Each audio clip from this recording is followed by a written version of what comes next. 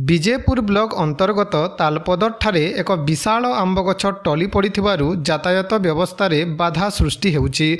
तालपदर रु लिमटिकरा जाउथबा रास्ता मझिरे मास्टर मुंडा ठारे एही घटना घटिछि। घटनास्थल रे उपस्थित एक स्थानीय बासिंदा कहिसंति जे गछटी संपूर्ण रास्ता को अवरोध करि दैथिबारु गाड़ी एवं पदचारीक जीवा आसिबा बंद हो जाइछि।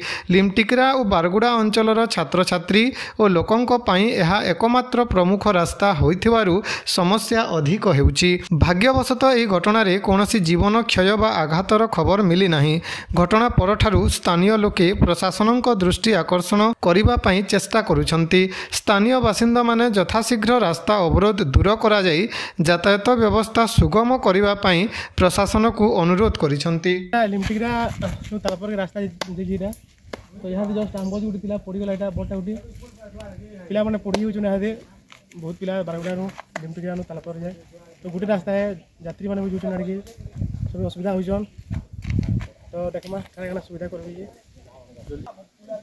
तो देखो जिते जल्दी सुविधा करवा कला बढ़िया था। बहुत पूरा असुविधा हो लोक मैंने गोटे गोटे रास्ता अच्छे बेला होटे लगी तो जिते जल्दी सुविधा करेंगे बढ़िया था लगी छुआ देखी चाकरी पे हम रास्ता